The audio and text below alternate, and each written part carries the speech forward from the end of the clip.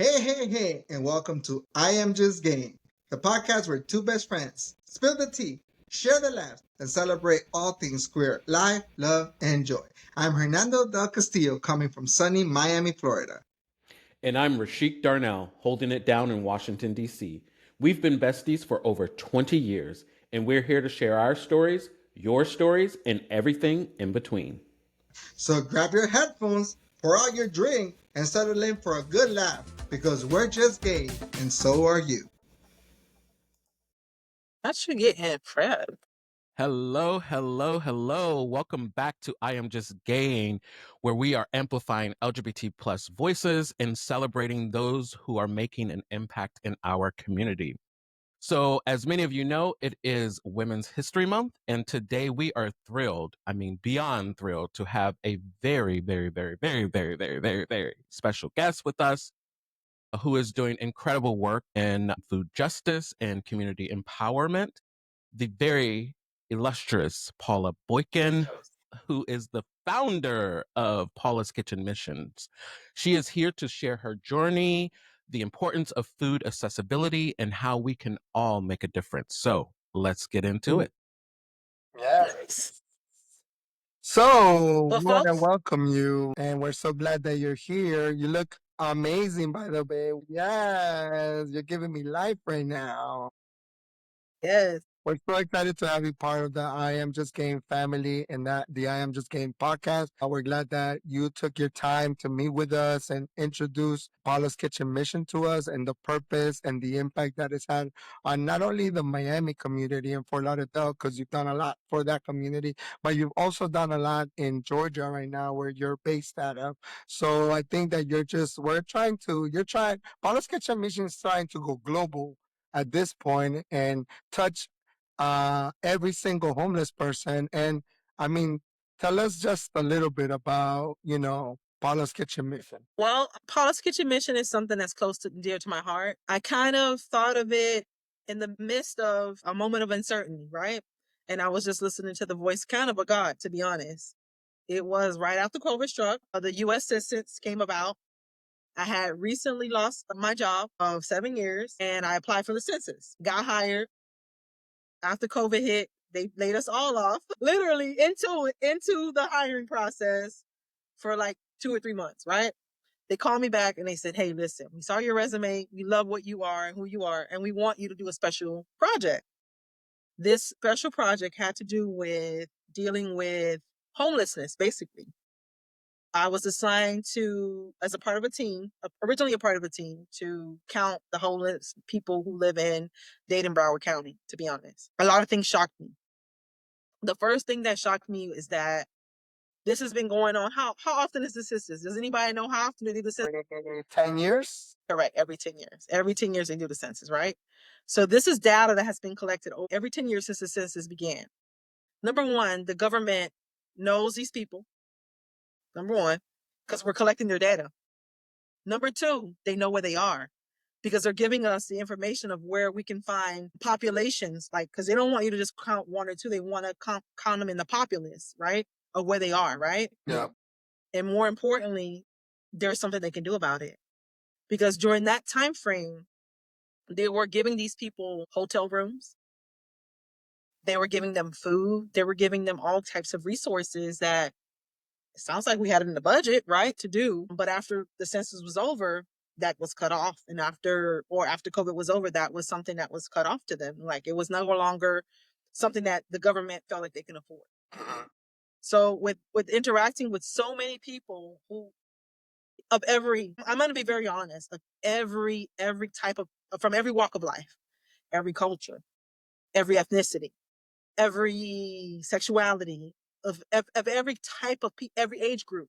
You're going to find, I found families living in cars, like little kid, mom, sometimes just mom, dad, like different things. As a matter of fact, when I was in Georgia, probably like about, this is like what, earlier this month?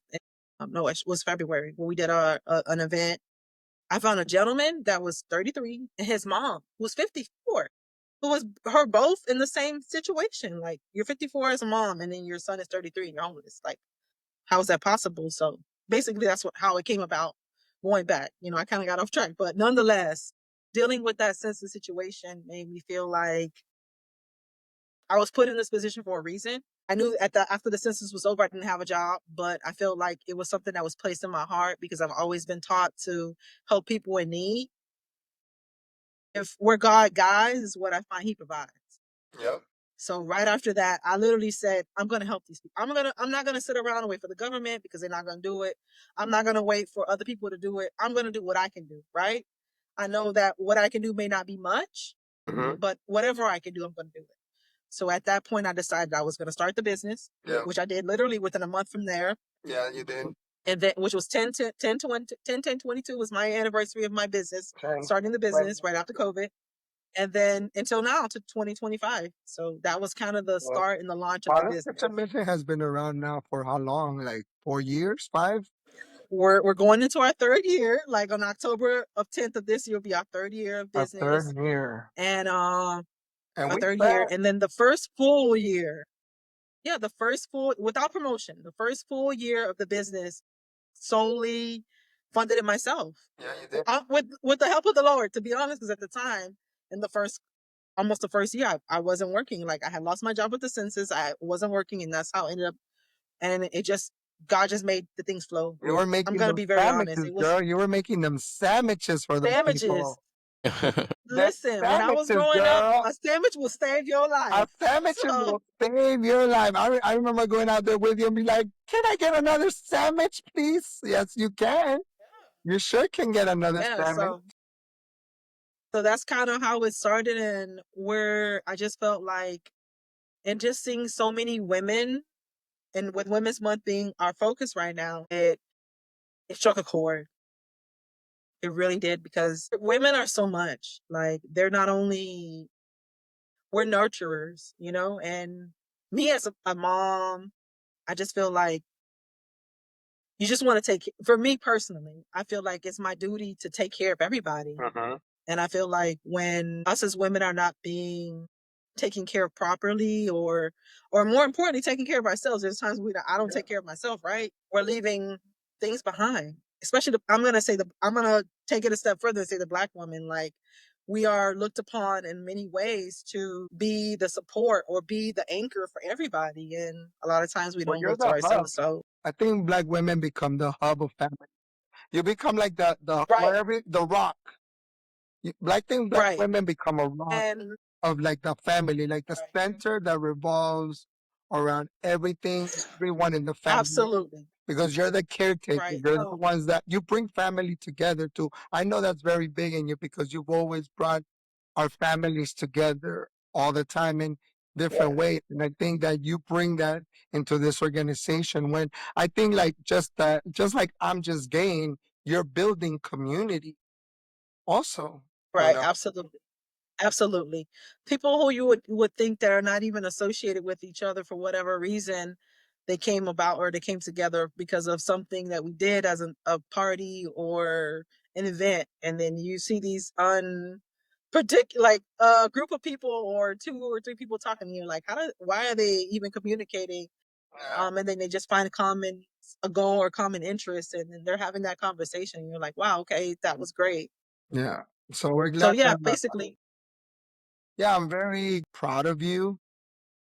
You are you're like this beacon of hope in thank you. a world that's very like glum, and that there's at least one person out there, and I feel that that's you saying like, no, it's not all bad. I am gonna help. I am gonna make a difference, even if it's one sandwich at a time. And like I think the Paula's Kitchen mission, the purpose has always been to at least everybody deserves a plate of food.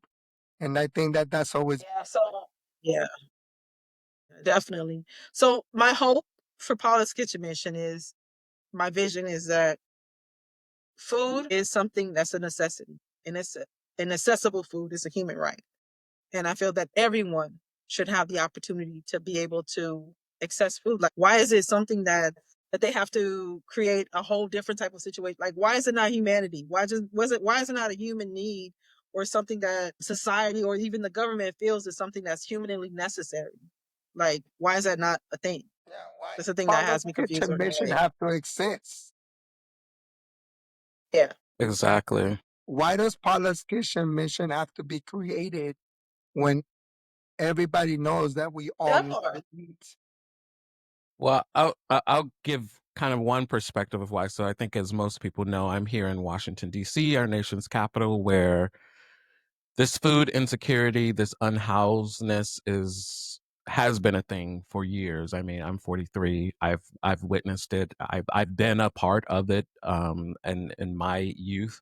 And recently, I think last year, the Supreme Court actually made it a crime to be homeless. Like, I'm what glad are you we mentioned doing? that. What are I'm gonna we piggyback doing? off of that. I'm gonna let you do your thing, but I'm gonna Yeah. piggyback. So I mean, to your point, Paula, it's the system that has created it in such a way that it is so that you have to be out there, you and others who are supporting, building community to support these individuals. And it's unfortunate. I mean, just here in DC alone, there are still places where we have food deserts, where folks do not have access to a legit grocery store, Yeah. um, which Yeah, is definitely. Which asinine is to think crazy, about in your nation's especially in capital 2025. in In in 2025. 2025.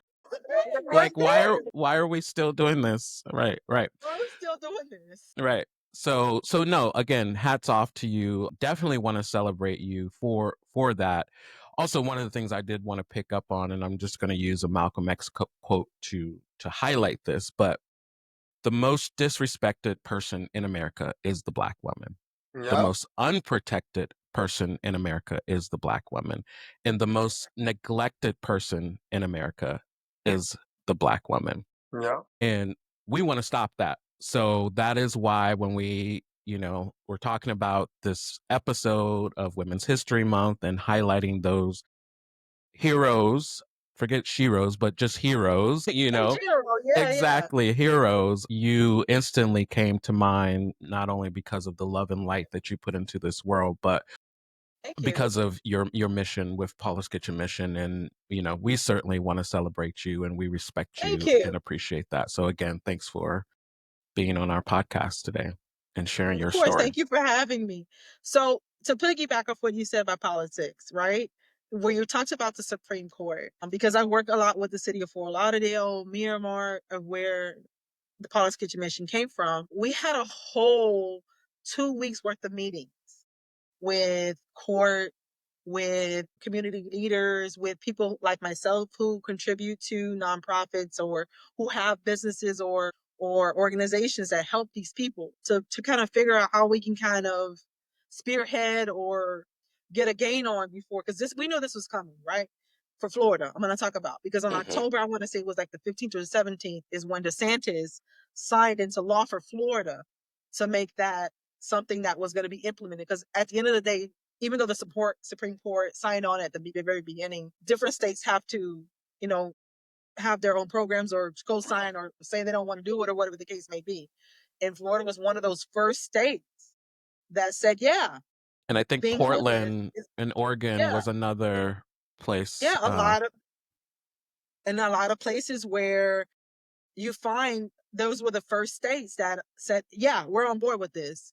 So we were kind of having meetings trying to figure out how we can stop, number one, these people from going to jail for being homeless, right?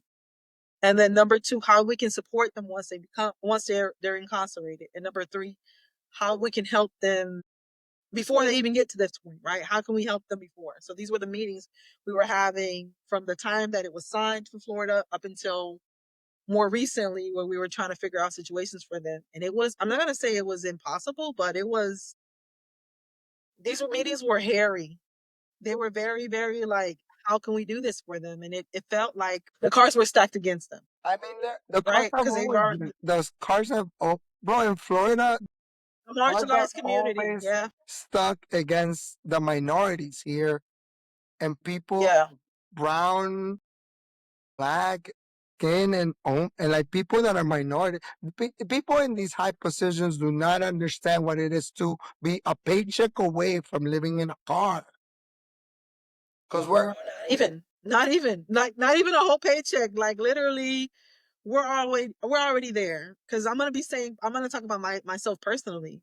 Like in my life, I never thought I would be homeless, but there was a time I was literally 2 days from being homeless. Like I got the letter, like, hey, listen, you got to move out tomorrow. Like that was it. Like sheriff came to my door, knocked on my door, and say, hey, listen, we're gonna give you this extra time. We don't have to, but we're going to give you this 24 hours. Make sure you get yourself together and you get out here within 24 hours. So I'm going to say I've been in that position and I've been blessed to have literally, family, have you know my friends. life. Yes. I literally Yes. was homeless. We were homeless for like 4 days because they took all our stuff away Yes. from our house and we had nowhere to go. Yes. And we had to go look for a Yes. place. Thank God me, my mom had some money saved, but we were literally homeless. Our stuff was in Yeah. a U-Haul and the rest of the stuff was out in the street. Because they come, they They come. take it all. They board Yeah, they take it your all out. house, they take out your crap, and they lock you out. And then to that, I want to also note that there's different types of homelessness that exists. There are people who what they call transitional homeless people who are going from house to house. Like you don't have a place to stay. You're still homeless. You're staying at your cousin's house, your mom's house, your brother's house, a friend's house. You're still homeless. You don't have a place to stay. Yeah. Right? And those people exist. People who live in their car, their vehicle. Like most recently I saw online that a member of Invoke, a nice group.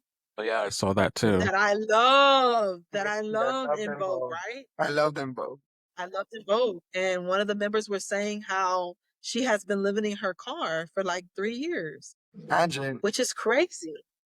That's crazy. So and to that testament, anyone, no matter who you are, no matter how much money you have, you can end up in that situation and need assistance.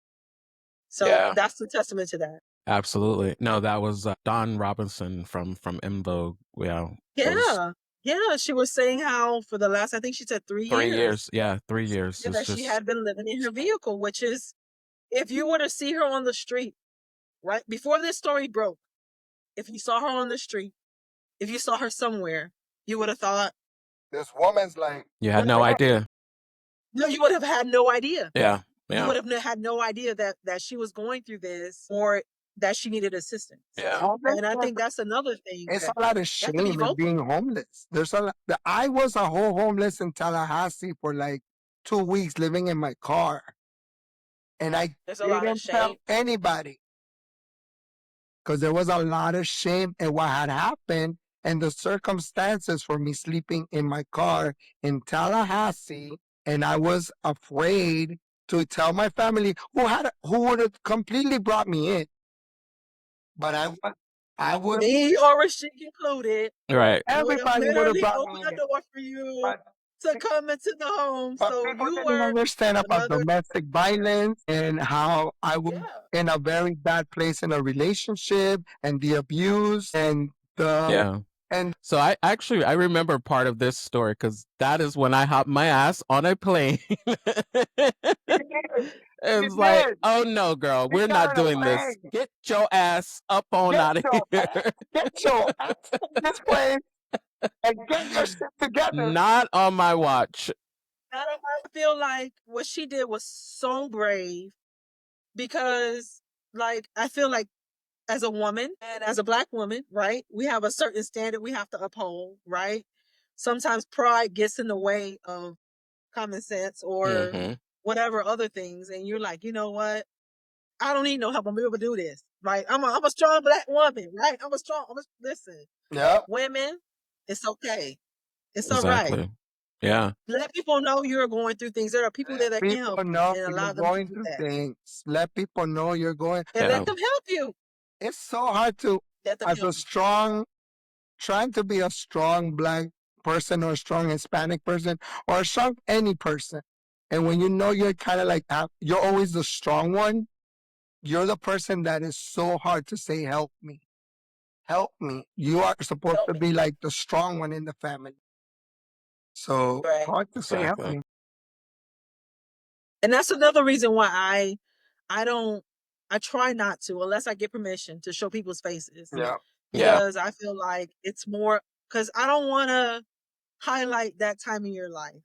Because who knows, tomorrow your situation might be different. Exactly. And You may, may have not wanted yeah. that particular low moment in your life or that moment highlighted. So unless I get the person's permission, I don't show your face or I don't put your voice because I want to give them that respect. Yeah. And I- it's the It has dignity to that be they deserve. yeah, Exactly. absolutely. And I think to be honest, the my goal is to provide or try to alleviate hunger more and provide nourishing meals. Like not just like I'm gonna give you some junk food. I'm gonna from time to time because I'm that's another We give them conversation. Like I juices. meet people where they are. I meet people We where be they giving are them at the end of the apple day. juice. I meet Yeah. people where they are. And I let them tell me what kind of help they need. But more importantly, I try to provide you something that's going to give you a little bit of nourishment, just not just like a little meal, whatever. Try to give you not Exactly. just a But they sandwich. like them snacks. They're like, why you put a salad? They like them They snacks. always be like, why you put a salad on this sandwich? I'm like, Exactly. you need veggies. You can We use put some in of like this spinach, we some of put this in like kale. salads on the You need sandwich. veggies. I love it. She be doing. She be like, they're getting some You're doing- nutrients, baby. No, you're I feel like I'm gonna give you a nourishing meal. I'm not just gonna give you some bread and cheese and some meat. I'm gonna give you some vegetables. no, that's great. I mean, because again, it goes back to the human dignity. You're providing that to them. So shifting gears a bit, like you explained how you got to this moment, what sparked the moment for you. So in addition to that piece of like, this was a body of work that opened up your eyes to this space. What then drives you or what inspired you in particular, since we're in Women's History Month, like speak to maybe the women in your life who, inspired this for you to show up in this way. That if I had to talk about any woman in particular, I would say my grandma. I'm gonna point at her now though. He's smiling because he knows my grandma. Like she's passed away many, many years ago. But she was a growing vibe. up as a kid, listen, She was I a grew up vibe. in Liberty City as a poor black girl, right? I had at the moment I was raised by my grandmother. My mom was adopted. She was outside of the home in the very beginning, and it was just me, my grandma, and my two cousins, right? And my grandma was an older black woman who wasn't working anymore, right? She was already retired, already took care of her kids, thought she did, right? Now she got her grandbabies in the house. Taking care of all her I'm grandbabies. 5. All her grandbabies. I'm 5. My next cousin right after me is like 5 also, but like a couple months off. And then my youngest cousin is like 5, 4.5. Like we're like all stepped, right? We're little kids, and she was just a woman who was like, I don't know. I just bring so much. I honor her so much, and the reason why I do so is because she really taught me I'm gonna say the ethic of or the she provided me with the sources of what I needed to be who I am today. She's since I was little, I can always remember her open up her home to any and everybody who needed it. Everybody. And there were times in our house. There were times in my house that we would have like 3 and 4 families. Everybody lived in our home. Everybody and my home in Liberty City was a total of 3 bedrooms and 1 bathroom. Yeah.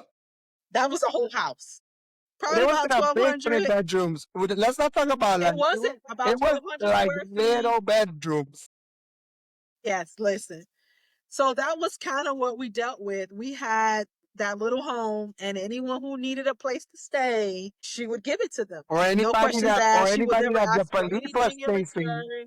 Or anybody that the police was She would chasing give you and that they went into the house and she's like, this is my home. I don't like the purpose. You don't come in here. And that was the place for being. So our house was so popular on the block, not only because we lived in, like, my grandma was so open, but also we lived in a poor neighborhood. So there were people that were drug addicts, people who had kids that were wandering around, who they couldn't find a meal. They didn't know where their mama was for 2, 3, 4 days. And they always knew that they can come to our house. Yep. They can have a warm place to live. Yeah. Right? Or AC, because we had our AC blowing, okay? She had that AC, but she got hot. And always get it was hot. Let's live in Miami and always get a hot meal. Like I felt like every day, because like as I started getting older, I started being more in the kitchen with my grandma. Doing so just gave me that sense of community and having that that vibe with her. Like I found that was a way that for me to connect with her more. Um, and in doing so, she would cook like she was cooking for me every day. And I'm like, why? I call her mama. Mama, why are we cooking? Because I again she was my mom at the time because my grandmother took care of me, so I called her Right. mama. I said, Mama, why are we cooking so much? And every day we would cook like we were cooking for an army. And every night there was no food left over. And that was because there was so many people coming to our house to get a meal. Like any and everybody in these streets can come to knock on her door and know Miss Baba Jean gonna give you a plate. Baba Okay. Jean. She gonna give you a plate. You can come here, you can get a plate, you can get a shower, and you can go. So that was kind of my upbringing. So anyway, growing up poor kind of just made me feel the intensity of the Mhm. need, more importantly, of wanting to also give back Right. without expecting anything in back in return. And I feel that that's what she gave me. And then I look at historic figures, right?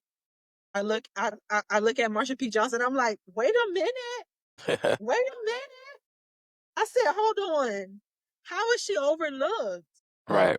She's a transgender Black woman who was between the 70s and early 80s before she passed away, who helped homeless youth, right? And she didn't only focus on LGBT community youth. She just was like trying to help youth. Of course, more people of her community gravitated to her, but she also made it a purpose to just help youth that were homeless and people who were suffering to find support, right?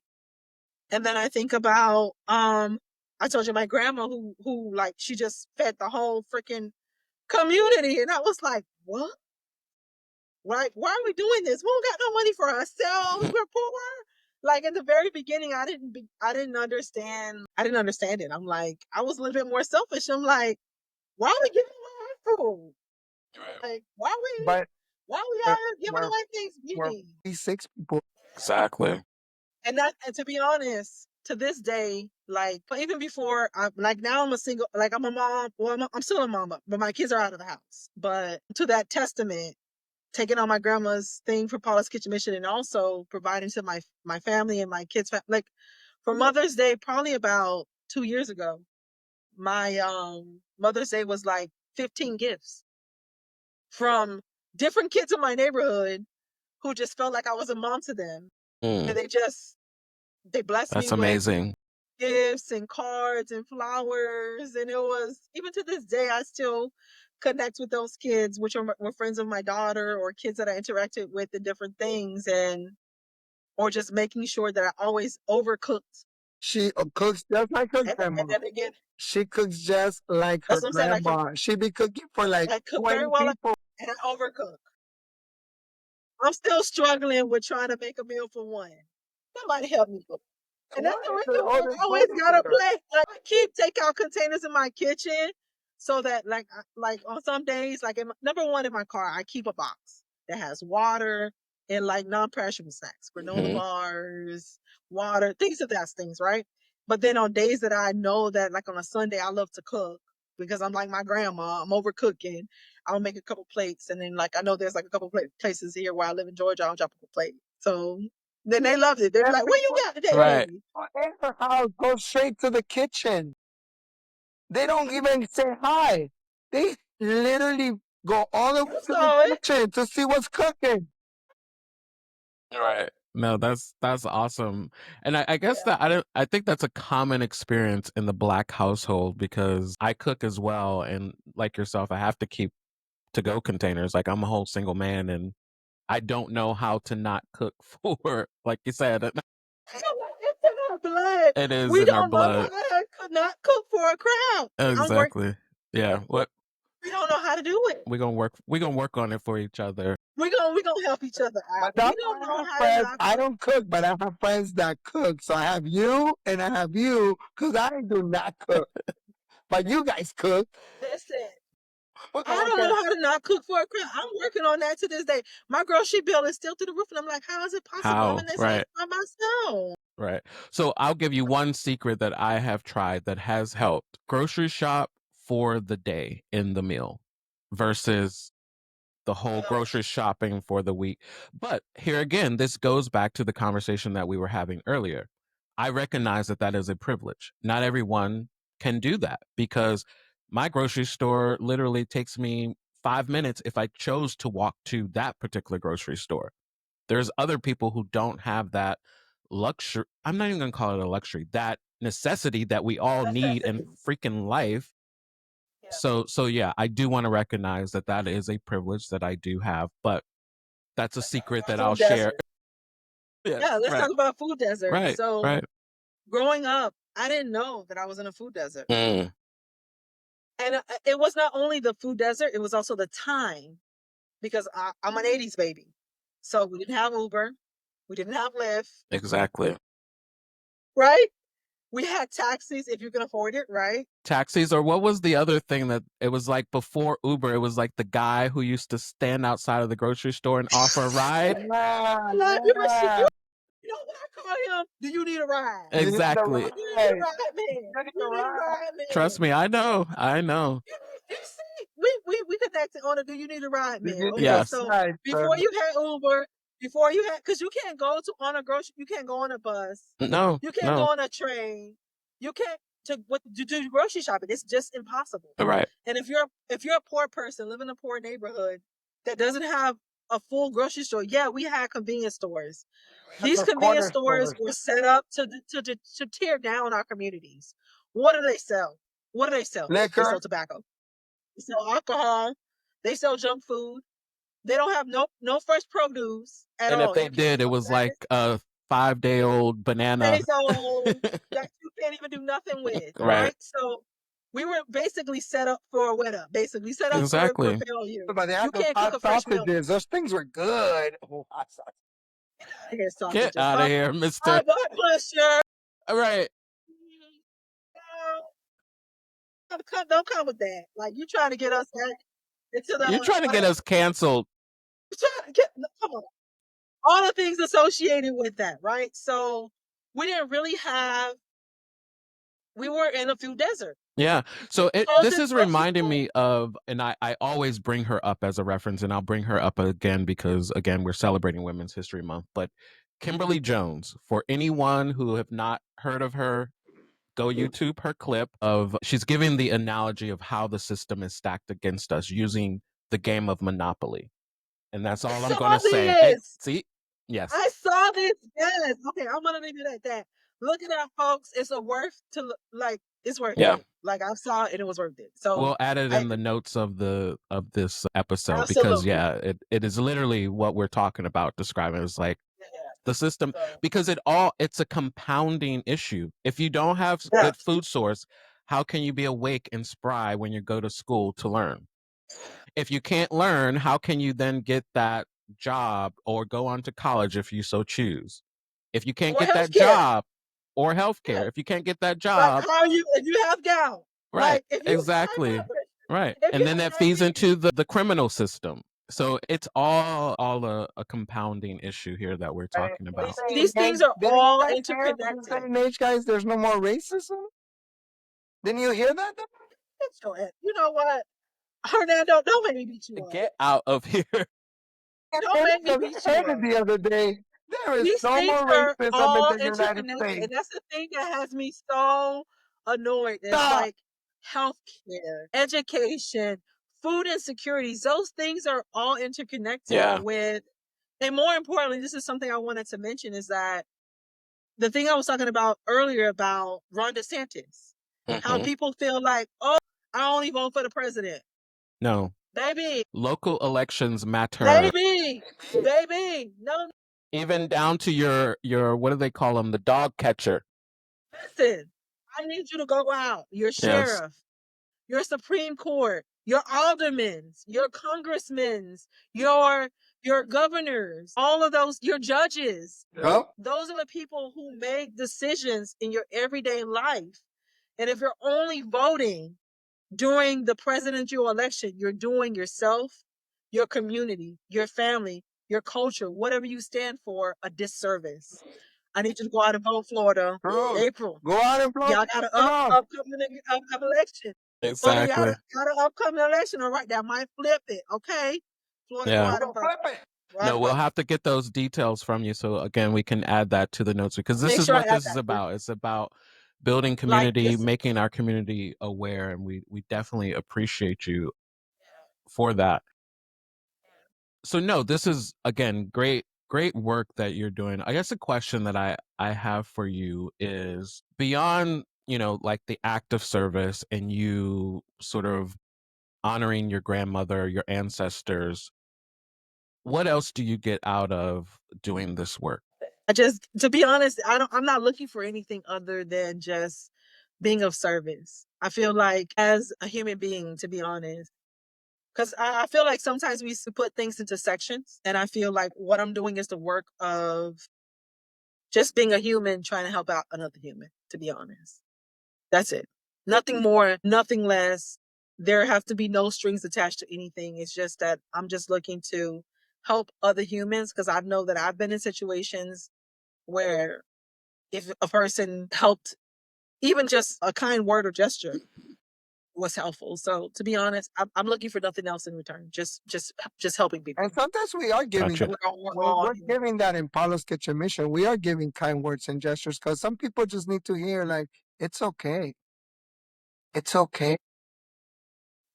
like what you're Can I get going through another? is not Can I get forever. another drink? Like, are you thirsty? Yes, it's okay. It's okay. Giving people resources. That's another thing that we do. We not only are we helping you with that initial meal, but if you come to me and you tell me, hey, listen, I'm having an issue because I met with this gentleman. He was saying, hey, listen, I'm having issues getting my medicine. Like I'm homeless. And this was in the very beginning of Paula's Kitchen Mission. He was recently homeless after COVID. At that time, he had insurance through his job. He's having an issue getting to his medication. So I referred him to a resource that I had with the city of Fort Lauderdale, who helped him get his medication. Like what they set up is a monthly medical truck, and I made sure I got him an appointment because they only see 20 people a day. That's it. The vet sees a total of 20 people and they give them a full makeover, like a full once over. And if there's medication that those people need that are urgent, they make sure they get a prescription for it. If they have any immediate emergent care, because when you're dealing with homeless people you're exposed to the environment, right? You're getting cuts, you're getting scrapes, you're getting bruises. You're not in a place where you can wash or you can sanitize. So these little things that could be small abrasions or cuts or scrapes or bruises for us, we can do something about it. But for them, they don't have the tools or resources to do so. So they can escalate to something else, right? So And Paula's him Kitchen getting Mission has his done a lot medication. more than just food. We've done socks. We've done wipes. We've done, what else have we done? We've done That was another thing that came from a suggestion from this woman who told me, hey, listen, thank you so much for the sanitary wipes. Or even women products. Right. Like sanitary napkins. That's a need for women that are outside in these streets. Remember, you still have your menstruation. These are needs that you still have. And if you're out here in these streets and you're a woman, you're still menstruating and you need these things. And these are things that these women are needing. Or like when I was helping to collect bras, I'm like, we need bras. Or no bra, who cares? Let it free range. Right. I'm a free range chicken. When I want to be right, let them but free, let them there are free. times where we need underwear. There are times when we need underwear. There's times we need our feminine products. And those Right. are things that people take for granted. And Paula's Yeah, Kitchen Mission no. has provided these things. Yeah, so another question I have is around like how do you engage the community and get others involved? Because I mean, you're one individual, you're doing an awesome job. Making lots of changing people's lives, quite frankly. But how do you get others involved? Not only from an individual level, but maybe some organizations that have support you. Maybe use this time. Yeah. Absolutely. So first of all, I meet people where they are, like whether it be online or in person. So we have our social media platforms, which is Facebook, Instagram. We also, how we get funding. Another way is through grants, right? So we reach out to local businesses, churches, communities, even people like, hey, we need the help, right? And we've gotten donations from Audi, from Wawa, from Walmart, from Publix, not just monetary donations, food item donations, which have been instrumental to what we do. Because a lot of times people feel like if they're giving you money, they feel like it might not be going to the right place. Of course, that's not our case, but just food items have been so beneficial to what we do. And I feel like that's one of the things that with our mission that we find difficult, finding sponsorships or finding money or keeping that money flowing, because you can keep people engaged for a small amount of time because there's different issues that people find important, right? I know you've all seen that commercial for Shriner's House for the kids with cancer or the animals. Depending on people's mood, they're moved to provide or to donate to at that moment, Right. whatever has to be attention. It's right? very temperamental. People have a face in these things, but the homeless do not have a face. Because the homeless could be anybody. Anybody. That right. Yeah. So I feel like keep our goal, right, or our greatest opposition right now, and this is not just with my organization, with other organizations that feed the homeless, is to keep that attention on that need for support and help for those people who are not, we don't just help homeless people, we also help low income families with children. Like over the summer, our focus was families with children during the summer who didn't have food. Because from my personal experience, going to school was my meals. Right. Like I would get breakfast at school. I would never be late, so I can get breakfast at school. I would get lunch at school. And then if I was lucky enough when I got home, there was dinner because my grandma was cooking for everybody, right? Right. Most days. So I was getting dinner. But some families don't have that luxury, right? They get breakfast and lunch at school and they don't have a dinner. They don't have a dinner. They don't have food until the next meal. So those families that had kids which were not going to school in the summer, right? Because summer programs were cut. They weren't getting breakfast. They weren't getting lunch. Yep. So my goal during the summer was to provide meals, a 1 week meal box for families with kids. I'll send you pictures later. That's awesome. And then not only just providing pantry items for them to be able to provide food for their families, but also giving them a gift card so they could buy meat items because I didn't want to put those in a box, right? Right. Also to provide some little sweet treats for the kids. We gave like popsicles, brownies, cookies. Yeah, like But little they things for deserve the that kids. stuff. Because it's summer. Yeah, because it was cute. I was like, yes, we're gonna give the kids some little cute stuff. Like, because growing up when your mama go to the grocery store, if you're poor, she thinking about meals. Exactly. She's trying to get you no cookies, no popsicles. She's not trying to get you no extra fun stuff. She's looking for the necessities. She's looking for the necessities, Yeah. right? So Right. I made sure I included at least one or two little sweet treats or That's little fun awesome. things into the little boxes that we would give to the families once a week during the summer to kind of help them, like, get through the summer. It was like a Right. deal, right? Oh, that's awesome. Those are kind of the things that we do. So no, I mean, you are very thoughtful about all of what you're doing, and we truly appreciate that. We honor it and respect it. I guess one last question on this kind of topic, and then we're going to shift gears and we're going to have some fun, let our hair down a little bit, is how can organizations and or policymakers better address food access and access to homes? So how can they put you out of business, basically? Listen, put me out of business, baby. Put me out of business. I think the people. I think the first step is to feel that it is a humanitarian thing. Like it's something that is a need. And I feel like right now they're putting labels on it that is, even though we all know food is a need, but I feel like the government or society is not treating it as such or housing as such, right? So I feel like that's the first step that we all need to work towards, or the government needs to work towards, or in addition to us providing that push, right? This is a need. This is a necessity. This is not a want. I think that's the first step. And then policymakers definitely need to stop, like that whole thing that happened with the Supreme Court, like we were talking about earlier, about making it illegal to be homeless, right? Okay, we made it illegal to be homeless, but what are we doing about these people? Yeah. What was the plan? No follow Right. through. Well, there is no plan because the What was plan the is to plan? put them into the The criminal jail. system where people Where make they more money.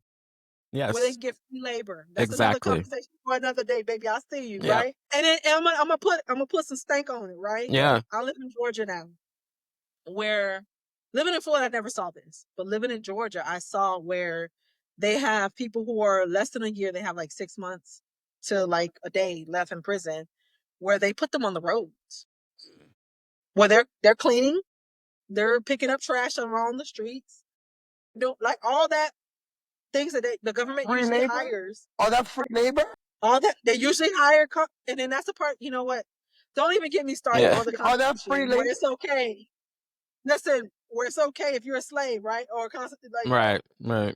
to get free labor out of you. But it's the Girl, free labor. That's the girl, people who make it underwear, Victoria's Secret, and all these girl, people who are in prison or taking customer service calls that are in jail. Okay, girl. that's a conversation for another time. But Yeah. nonetheless, I'm hearing you, Rasheed. Like, yes, that's another way to just get you into that system, just like they did the blacks after slavery, Exactly. right?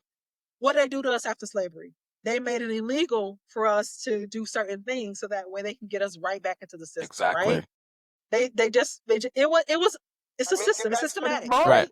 You guys couldn't vote. Not only we couldn't vote, they just made it illegal to be black. Like it was already illegal to be black. They just kicked it up a notch. Yeah. Like you can't be around here at this time at like sundown towns, all that stuff. Listen, Mm-hmm. there's plenty Yeah. of things that A whole history lesson. there's a whole bunch of things associated with that. We can go down that road another day, but I'm just saying that free labor is definitely a reason why they did that. And they Mhm. kicked it up a notch where cities were already preparing for this. And I saw it and I was like, dang, they really doing this because before I would walk around in my neighborhood and there would be bus benches and I would see them shelter.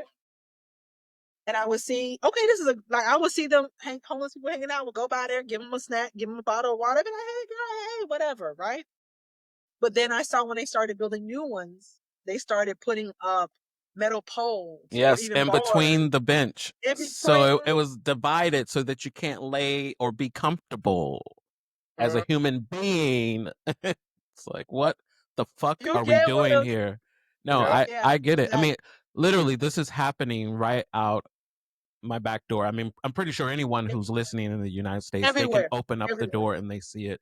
I mean, our mayor just closed down a whole encampment in less than 24 hours. It's like, okay, you have the funding to do that, but you don't have the funding to do the things that can support and save humanity. What the And fuck where are are we these doing people here? gonna Like, go? yeah, yeah, That's the thing. Where are these people going to go? yeah. Shelters are overrun. Or they're People who are non-existent. or they're non-existent because they shut them down. And we can even go back to the 70s and the 80s and the 90s when in California, which has the highest homeless rate in the whole United States. The reason why it does, and I know most people know this, is that they shut down mental health facilities and veteran facilities for people in California. So all those people who were in those facilities and getting that help just poured into the street because they had nowhere else to be. And now California is number 1 in the US for homelessness. Number 2 is California. Number 3 is Florida. Number 4 is Georgia. And these are all places where mental health, because that's I guess a conversation for another day. Yeah. It's another compounding issue. Another compounding issue where So people these homeless and a lot of people people that I have talk mental health issues. And we met them. mental health issues We that are met them. unaddressed They can or diagnosed. mental health issues. Yeah. So that's another thing. But Yeah. yeah, I'm sorry, Richard. No, you're That good. was correct. No, you're good. And you're just setting us up. We got to have you back on the podcast. I mean, you might need to be a I'm third just host. saying, listen, So many things. I'm just He saying, is like, I'm into these things because I talk to the people and I feel like, Yeah. And that's that's what the it should be thing. about. You got to like get down in the trenches, so to speak, as they say, and like really connect with the people. And as I say all the time, it's a human to human connection. Like we're humans Absolutely. having a human experience. So let's treat each other as such. Paula was So no, I Absolutely. appreciate And I that. think at night I'm a very talking to personable homeless person, so I people feel in the like middle of the night. that's what people will see me at. Yeah. They always see me in that situation. I'm always giving you the full part of me, not just part. Yeah. Nice. No, we love that. And again, we celebrate all of it, honor it. It's amazing. So Thank you. I thank you. appreciate it. So yeah, so let's switch over to let's get to know you a little bit more. Oh yeah. Okay. What's she cooking? Yeah, what are you cooking? What's she cooking? What's your comfort what's your favorite comfort food? To be honest, my favorite comfort food is something that is Hispanic. Okay. Because my ex-husband, for many years, was a Hispanic man, and my best friend in the whole wide world, my godmother, are all Hispanic. And it's a tortilla. Mm. And it's like an omelet that has, it's like a kitchen sink omelet, to be honest. Interesting. It's like whatever you got laying around. Number one, most people have eggs in the refrigerator, right? Yeah. So it starts with the egg. And then I just throw any other thing I got in there.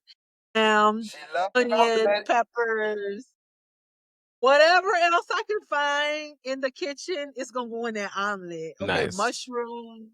And Omelet. that's kind of like my vibe. Omelet. Avocado. Listen, omelet. Whatever I could put in that omelet, that's my vibe. Omelet. I could eat I'm a breakfast person. I eat breakfast 24/7. So even in the middle of the night, if I'm hungry for a snack, I'll cook some She breakfast. be in the house like breakfast for lunch, breakfast for dinner. Yes, every time.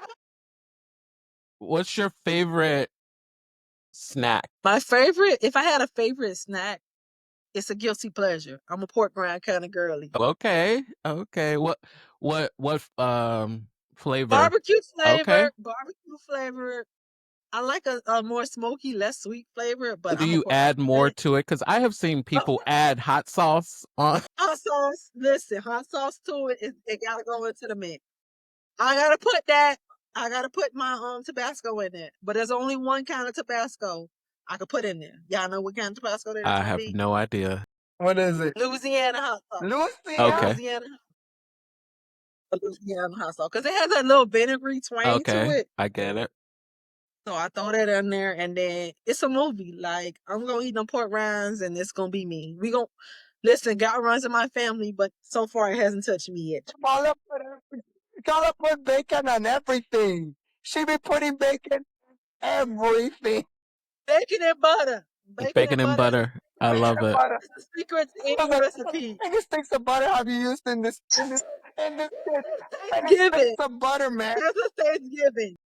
Ernie told me that he had gout, right? She's right. I said, because I didn't really know what gout was at the moment. Right. Like, what caused gout, right? So he was like, meat. So I'm thinking beef, chicken, meat. Like, I'm Right. thinking steak is over here, got you fucked up. I ain't trying to mess you up. I made us dressing, right? Cornbread dressing, which is like Thanksgiving staple, right? I got him up all night cutting onions, celery, and everything, right? And he's like, "Oh, this is so good. Like, what did you like? Why is it so flavorful?" I said, "Gizzards." Gizzards? He said, "Gizzards, liver, yeah, lizard, gizzards. You know, from the turkey, the Right. stuff you pull out. Hello. Yeah, that. I put that in there." Hello. This man had a 48-hour. Y'all, I could not work for 2 like, weeks. listen, if y'all anybody with gout, leave out the gizzards, the turkey necks, and She said I gizzards. feel like She put gizzards on that. That is. why can't we put gizzards in? It's like the Greek, like my big fat Greek wedding where there was like he eat no meat. He eat no meat. Okay, I make lamb. I make lamb. I make lamb. I make lamb. So I put gizzards in it, and I didn't know it was a thing. So there you go. That's my secret. That is if anybody hilarious. want to know my cornbread stuffing, That was funny. That just is. put all the turkey parts in it. Just make sure And you it's take them out first. delicious. Number one. And it's delicious. I am not. So I got go. an off script question. So we're all single here. What's the go-to meal to hook 'em? Listen, first we gotta find out. The first thing we gotta find out is his dietary restrictions, because we're not trying to get the gout attack, right? You're not trying. Get him. Or if you have anybody seen the movie Hitch, when Will Smith, when at the end he had the face that was Right. 5 times big. You don't want to kill him. We're trying to get the dietary. So after you know the dietary restrictions, what's on limits, off limits. So My what's go-to- the meal? I'm a shrimp and grits kind of person because again I'm a breakfast person. Well, I just made a good shrimp and grits. We're gonna have to compare recipes after this episode Listen, because I'm not sharing my secrets. Don't share your secrets either. We're gonna do it after I'm the just episode. gonna say my shrimp and grits is a little creamy because I put a little extra cream in my shrimp situation, but I keep it kind of Cajun where I got my Mirepoix. I'm a Cajun Mirepoix situation girly, which is like the celery, the onion, Nice. that type of situation. If you not Cajun, you doing other stuff, but I'm just saying that's what I do in mine. And then in my grits, baby, And your grits, you baby. gotta put no substitutions on the butter, y'all. Right. No, we can't do no. I can't believe it's not butter. Right. No No margarine. Put a whole Okay, stick no of butter. margarine. We How many doing sticks of butter do you butter. put? We doing butter, and then you know the secret is not only the butter, but cream cheese. There you go. That was one of the things I put in mind this past week. Yeah. Cream cheese, baby. The Baby. man will be back at your house. And Or I'm the woman will be- gonna add or the something woman to will be that. back at your house. Smoked Gouda. Ooh. You see? That's gonna Oh. change You know your what I life. do? Instead of the Gouda, you know what I do first? Because you know I keep bacon grease on hand. I'm a Southern girly, right? So I always cook my bacon and keep my bacon grease. So I'm already sauteing everything in bacon grease. You about to get the smoke flavor over here because Okay. bacon grease is already on that. Why is she making me big? She making me a big girly. I'm a big girly now because of her. I'm a big girl. Hey, we support all back sizes, big backs, small backs. We support it all. Yeah, It's a community over here. We all Big big back. bags, small bags, brown bags. Hey, There's one story I wanted to share because Ernie asked me to share this story. go ahead. One of my first ventures out into the queer community Mm-hmm. as a Paula Kitchen mission representative, right? So I went to this event that was solely focused on LGBTQ people, right? Mm-hmm. The first person I met was Miss Sassy. Miss Sassy met me in the parking lot because she was there before we started setting up. And she said, "Hey, what you got today?" Because I guess she's used to being out there every day. And I said, "Oh, I got, they told me it was going to be kids out here. Because they told me it was family stuff." So I Was the kids. She didn't know it was the The kids. family. That were out Oh, I love it. there. The children were I out love there. it. So The children. I thought when my friend who was a queer person told me, "Oh, it's just family," was thinking about kids, baby. Okay, Don't so judge me, wait a minute. When time out, flag on the play, flag on the play. You mean to tell me that after 30 plus years being friends with Hernando, you did not? I'm blaming you, Hernando, for that one. I'm sorry. I am blaming you for that one. No, No, no, because no, no, no. I never You called. let Paula show up and think that she was serving meals to families like mom, pop, and kids, and not the Because family of the LGBT I plus never community. called that The family of community the the LGBT children. I never did that. I never It's said a the family for children. kids. I usually say, you know, us folks, you know, us people, The person said us family. So she gays. said, I "Okay, say us gays sometimes. can you help me with the family?" And I said, "Family, family."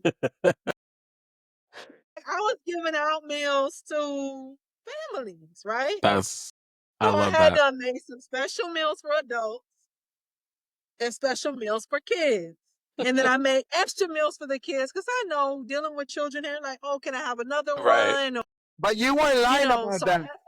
But you weren't lying because the children sometimes be children, girl. Right. So, anyways, luckily I had some extra meals for the kids. That's amazing. Sassy said, "Listen, baby, I'm not gonna be here when these meals get popping. I got somewhere to be because apparently Sassy has somewhere she has to be." She has to go. Sassy had on her blonde wig, baby, and she has somewhere She had somewhere to go. she has to be. She I has somewhere to love go. it. I love it. So I said, Sassy baby, I don't got no regular meals. I got some kitty meals. I can give you one of them. She said, you're not going to put me in your car, baby, because I had to pull it over to the side to give Sassy one of these meals. I said, they in the trunk, Sassy. So I got to go in the trunk and get the meal. So Sassy don't walk from the front of the car, from my driver's seat to my back of my trunk to get these meals that I had in my trunk in the box. And Sassy was very cautious.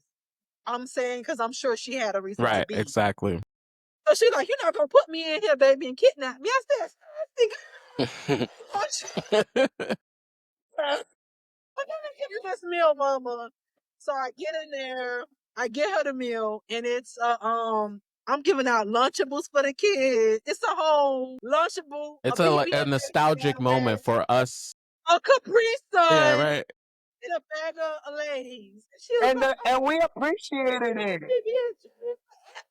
And we appreciated it. This is so good. And Sassy was so happy. I So love that. time to time, I throw a PB&J See, and some this of the is the meals I give children. out. People are still so happy to get a PB&J, which is crazy, She right? fed Which is the one of the Right. cheapest children. She fed the children. Listen, that was my LGBTQ community type of situation. Sassy had me on one. She thought I was trying to, number one, kidnap her. Make her late for whatever situation she had going on. And number two, she was happy about getting her PB&J. That So is that was it. awesome. I love that. I said, okay, sassy girl. So what She does walked out of there happy. She even did a little Oh for me yeah. before she left. She What's gave me life what's before your she left. what's your trapper man meal, Rashid? What's your trapper man meal? My trap a man meal. Well, I can't say shrimp and grits because Paula took that one. You're going to have to find another one, I'm boo. gonna You're going to find have to another. top it with something So else. I'm gonna say this one because I could have potentially, if they were not my friends, I could have trapped a whole football team. Okay, we just gonna say that. Sir. Well, So I think I have shared, and maybe I didn't, but on the podcast, I've been doing these things called Supper Sundays. So where it's a collective of gay Black men that get together on Sundays, and I cook at my place. In one meal, well, every meal they love, but this one particular meal was oxtails, macaroni and cheese. So good that two of my friends came back the next day after leaving the club to get some more mac and cheese. So Listen, I'm just saying. I'm gonna make sure you putting nutmeg in your macaroni and cheese. I am putting nutmeg. I'm putting what is it? The true mustard. Mustard. I put mustard. I put Mm. mustard. I put nutmeg. Those are my secret. And a little. I only use Lori's seasoning, so a little Lori's in there because I feel I'm on to keep it real. It's the MSG, y'all. You know what MSG stand for? You know the Americans done took that shit out of their diet, but when you get MSG, you know what MSG stand for? Make shit good. okay, good. MSG makes shit. We need some hat. Make shit good, America. Make shit good, America. Fuck making it great again because it was never great. But can we That make part. shit? Listen. Can we make shit good? Right, Can we make shit exactly. good? Throw No, some I Lori's love and that. put on it. I love it. My trapper man What meal. about you, Hernando? My trapper man meal. I'm gonna quote Cardi B. I don't cook, I don't clean, but I don't baby, I clean. got this ring, baby. It's the cake. Whatever. It's the cake. The cakes. That's a whole nother episode. I'm only gonna say this because I've seen these cheeks that don't exist. It's the It cake. feeds a whole football field. It's better football field. Listen. So no, one more question, and then we're gonna wrap up with our queer moment of joy, and also give you the floor to share anything else, how people can find you, all that. But the last question is: if you could cook a meal for any historical woman, who would it be and why? Okay, so I'm a person that loves to read, and my Black girl joy, right, has been kicked up all kind of notches. I'm gonna share the books that I'm reading right now, also with you guys. One of them is Diamond Doris. Okay, I'm gonna tell y'all a little bit about Diamond. Diamond is 97 years old right now. She still lives in Georgia and never been incarcerated a day in her life. Okay, she was this beautiful Black woman who's half Indian from the 70s and 80s who stole diamonds. right? She was And she is not incarcerated right now, y'all. She just used her razzle dazzle, right? Mm. And people thinking that she was ignorant, which most people think. underestimating the black woman, okay? Right. Underestimate the black woman, right? And she was still $1 million diamond. Get So that's the book I'm reading right now, her documentary, right? Get Okay. it, book, get it, boo What was boo, the name get of it, it boo again? boo. It's called Diamond Doors. Diamond Doors. All right. I'm putting it's that on great. the Yeah, It's a good list. so book. It's a great yeah, book. so she's one like right now I'm into it, right? That's where I'm at. But anyway, so since I love to read, I would say if I had to choose someone, it would definitely be Maya Angelou. Like I feel like she has the stories to tell. She's Yeah. all about blackness and women and also our culture, right? So I would definitely love to cook for her. It would definitely have to be a soul food meal, right? Collard greens, mac and cheese. I'm gonna throw some of her chic stuff in there, Yeah. some fried chicken. And I have this new recipe that I've been testing for. I usually do like a Hennessy butter for my cornbread, but now I'm doing a Hennessy maple butter, bitch. So Okay. Let's see that you. has been That busting. sounds People like have it been like slaps. and loving it, That All right? sounds right. like it slaps. Hennessy #1, maple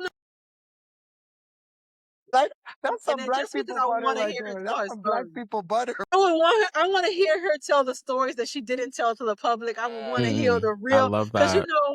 as a black woman in the media and you're exposing your truth, you can't always be how you are with your girls, right? Exactly. You're having that meal, so I feel like having that meal that was a comfort meal, she would be able to express herself more openly and give me the real, the truth. Like I love that.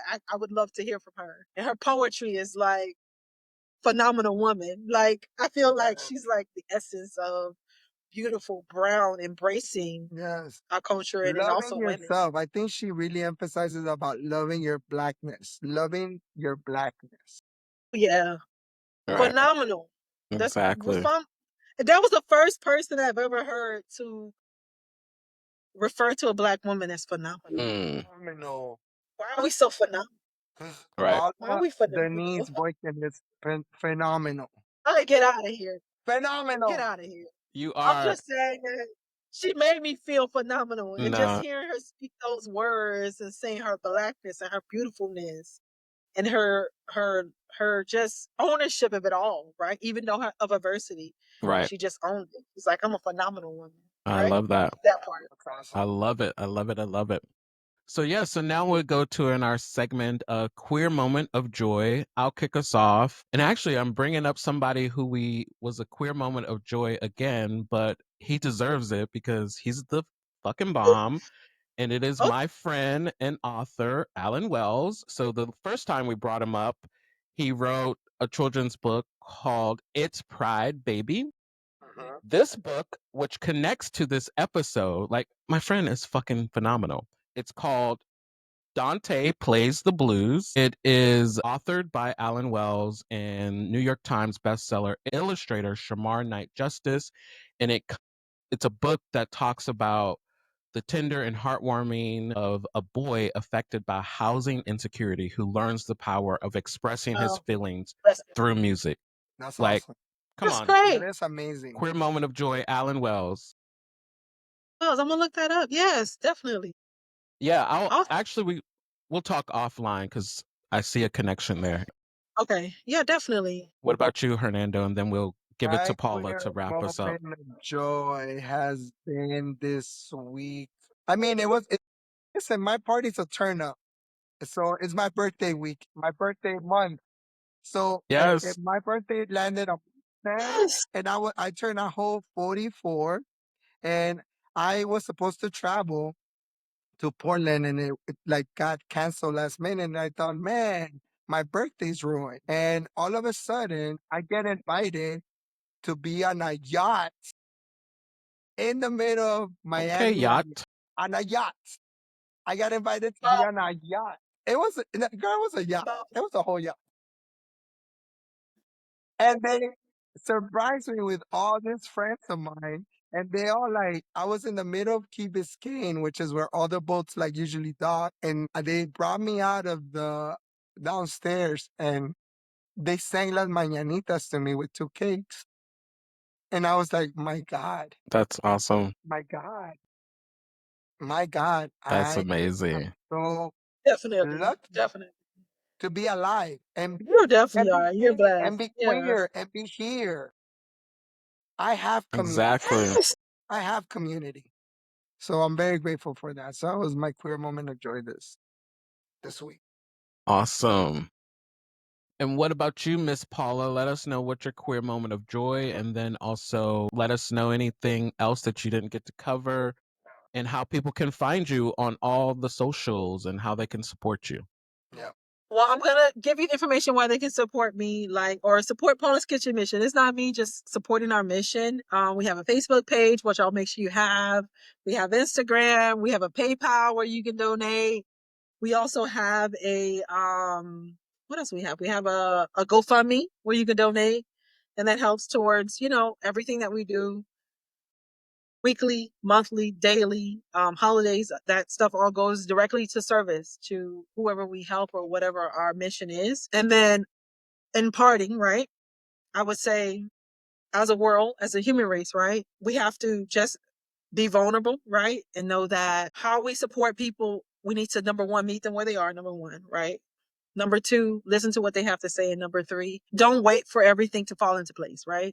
Because I think a lot of times we feel like we got to make sure everything's right. The time is work. The perfect is right. We have the right amount of money, or I can't do anything, or I can't support, or I can't be. Even the smallest thing that you can do can mean so much to any and everybody. So I would say I would challenge people to do that small thing that you felt like it would have been something major, right?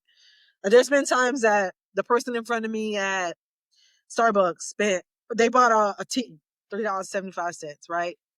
Oh, I'm sorry, the person behind me bought a tea, $3.75. I said, you know what? Pay for mine, I'm gonna pay for the person behind me, $3.75. And you never know what that person's going through, right? And to also to our point when we were saying that you never know where people are, right, in life or where they are mentally. Those little acts of kindness can help people in so many ways. Right. I was in the grocery store. A lady was with her daughter and they had grapes and she had money for everything. And the grapes were like the last thing she said, no, just put it back. I don't want it. So because I didn't want her to feel like a kind of way, I paid for the grapes. And then I ran out to her and I said, hey, listen, you forgot this. And she was like, no, I didn't forget this. But then I looked at her and she saw what I saw and she just took the grapes and she left. And I felt like those little moments of whenever you can give people kindness and grace, Kindness. right? Because you just never know. And kindness and grace in this world can go a long way. That's basically it. Yeah. Love it. Well, again, it has been a pleasure to have you on the podcast. You are always a part of this community. We appreciate everything that you are doing for those who are often forgotten and overlooked. So, again, we value you, we appreciate you, and we honor you. And thank you. Oh, thank And you you. are our Thank you for having me, guys. It's been a privilege and a pleasure. and you I are our appreciate woman being of the month, on the my show. love. You are our woman of the month. Oh, Yes. a whole month, a whole Yes, you 30 get the days. whole 30 days. Wait a minute. I feel like I should have gave y'all the extra sassy. Yes, we'll have to put Thanks that so into much. the exclusive content for our subscribers. Exactly. But again, thank you all for listening to our podcast and continue to love and protect your joy. Goodbye. That's it for today's episode of I'm Just Gain. Thank you so much for tuning in and sharing this space with us. And if you love what you heard, don't forget to subscribe, leave a review, and share this episode with your favorite friends. It keeps the conversation going. And don't forget to follow us on Instagram, TikTok for now, because we don't know where it's going, and Twitter, also known as X, at I'm Just Gain, for behind the scenes moments, episode updates, and more queer joy. And until next time, remember to live authentically, love unapologetically, and always celebrate queer joy. Because we're just gain, and so are you.